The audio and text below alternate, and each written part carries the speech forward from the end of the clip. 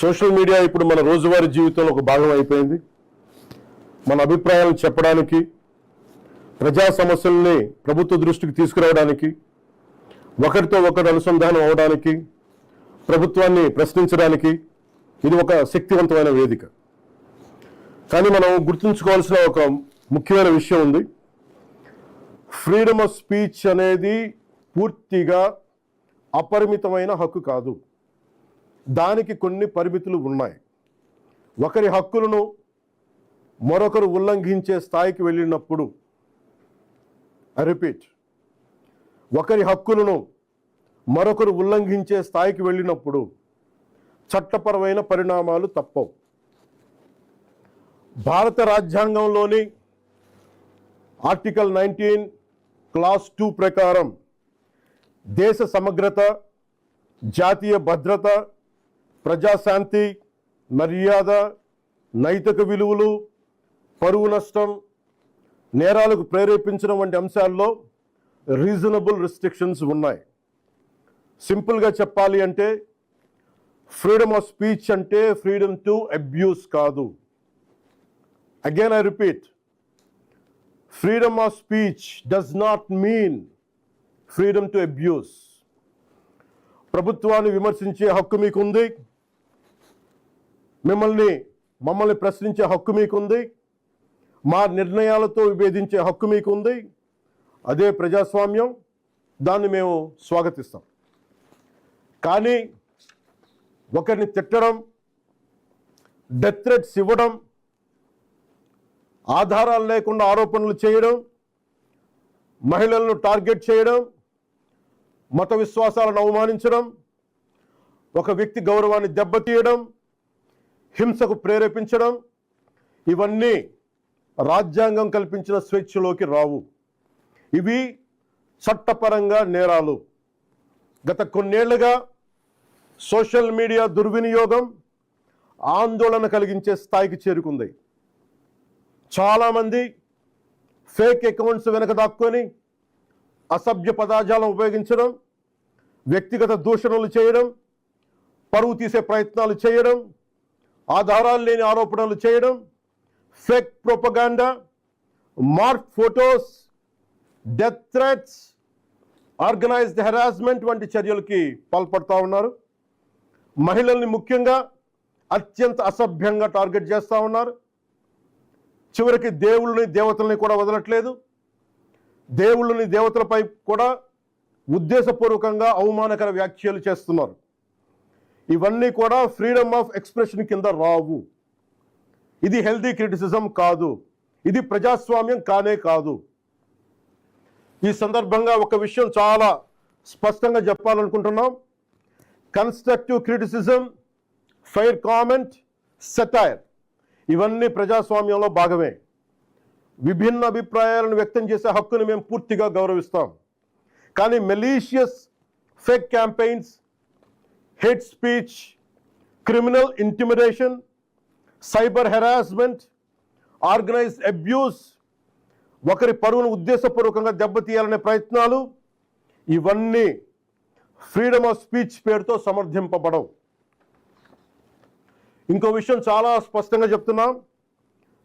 నేరస్తులకి, నేరానికి కులం లేదు, మతం లేదు, రాజకీయ పార్టీ లేదు. ఐ రీఐటరేట్, నేరానికి, నేరస్తులకి కులం లేదు, మతం లేదు, రాజకీయ పార్టీలు లేవు. తప్పు చేసిన తర్వాత కులం, మతం, ప్రాంతం లేదా రాజకీయ వెనకాలు దాక్కోవాలని ఎవరు ప్రయత్నించకండి. చట్టం ముందు ప్రతి పౌరుడు సమానమే.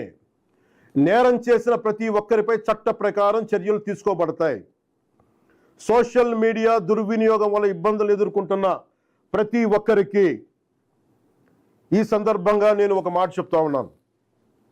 మీరెవ్వరూ ఒంటరి వారు కాదు. మీకు ప్రభుత్వం అండగా ఉంటుంది. డిప్యూటీ చీఫ్ మినిస్టర్ ఆఫీస్లో సోషల్ మీడియా దుర్వినియోగానికి సంబంధించిన ఫిర్యాదులు స్వీకరించేందుకు ప్రత్యేక వ్యవస్థని ఏర్పాటు చేయబోతున్నాం. స్క్రీన్ షాట్స్, లింక్స్, వీడియోస్ లేదా ఇతర డిజిటల్ ఎవిడెన్స్తో ఫిర్యాదు చేయవచ్చు. ప్రతి జెన్యూన్ కంప్లైంట్ను పరిశీలించి సంబంధిత అధికారులకు పంపించి చట్టపరమైన చర్యలు తీసుకునేలా చేస్తాం. అలాగే పదే పదే ఫేక్ అకౌంట్స్ ద్వారా దుర్వినియోగానికి పాల్పడుతున్న వారిని గుర్తించి వారి వివరాలని ప్రభుత్వానికి అందించాలని బాధ్యత గల పౌరులుగా కోరుకుంటున్నాను. ఇది కేవలం ప్రభుత్వ బాధ్యత మాత్రమే కాదు, మీ అందరి బాధ్యత, మనందరి బాధ్యత. ఇలాంటి నేరాలకి పాల్పడిన వారిపై భారతీయ న్యాయ సంహిత BNS, భారతీయ నాగరిక్ సురక్షా సంహిత BNSS, ఇన్ఫర్మేషన్ టెక్నాలజీ యాక్ట్ 2000 మరియు ఇతర సంబంధిత చట్టాల ప్రకారం కఠినమైన చర్యలు తీసుకుంటాం. కేసు స్వభావాన్ని బట్టి BNS section 351 death threats, criminal intimidation, anonymous threats. BNS section 352 ఉద్దేశపూర్వక అవమానాలు, గొడవలకు ప్రేరేపించే వ్యాఖ్యలు. BNS సెక్షన్ 353 తప్పుడు సమాచారం, రూమర్స్, పబ్లిక్ మిస్చీఫ్కి దారితీసే పోస్టులు. BNS సెక్షన్ 356 డిఫమేషన్, వ్యక్తి పరువుకు భంగం కలిగించడం. BNS సెక్షన్ 79 మహిళల గౌరవాన్ని దెబ్బతీసే వ్యాఖ్యలు లేదా చర్యలు. BNS సెక్షన్ 299 మత విశ్వాసాలను, ఏ మతమైనా కానీ, BNS సెక్షన్ 299 మత విశ్వాసాలను ఉద్దేశపూర్వకంగా అవమానించడం. BNS సెక్షన్ 196 వర్గాల మధ్య విద్వేషాన్ని రెచ్చగొట్టే చర్యలు.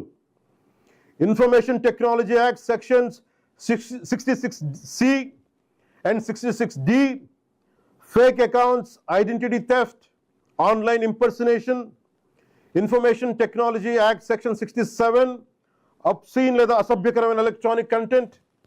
అవసరమైతే information technology act section 69A ప్రకారం చట్టవిరుద్ధమైన ఆన్లైన్ కంటెంట్ పై కూడా చర్యలు తీసుకునే అవకాశం ఉంది. ఈ వ్యవస్థని మరింత బలోపేతం చేయడానికి ప్రత్యేక టాస్క్ ఫోర్స్ని ఏర్పాటు చేస్తున్నాం. సైబర్ క్రైమ్ పోలీస్ మరియు ఇతర లా ఎన్ఫోర్స్మెంట్ ఏజెన్సీస్తో కలిసి పనిచేస్తూ సోషల్ మీడియాలో జరిగే నేరాలపై చాలా వేగంగా చర్యలు తీసుకుంటాం.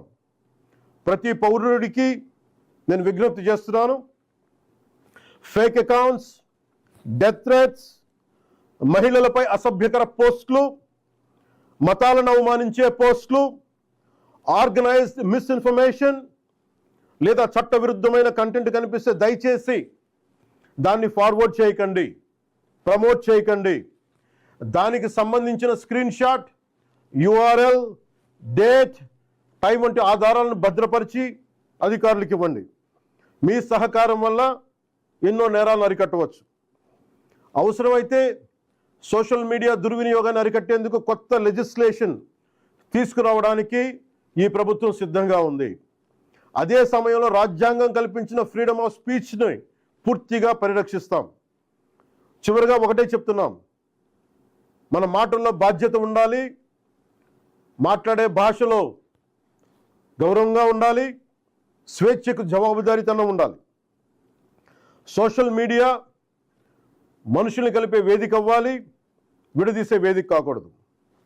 మమ్మల్ని ప్రశ్నించండి, విమర్శించండి, మీ అభిప్రాయాన్ని చెప్పండి, కానీ గౌరవంతో చెప్పండి, బాధ్యతతో చెప్పండి, చట్టాన్ని గౌరవిస్తూ చెప్పండి.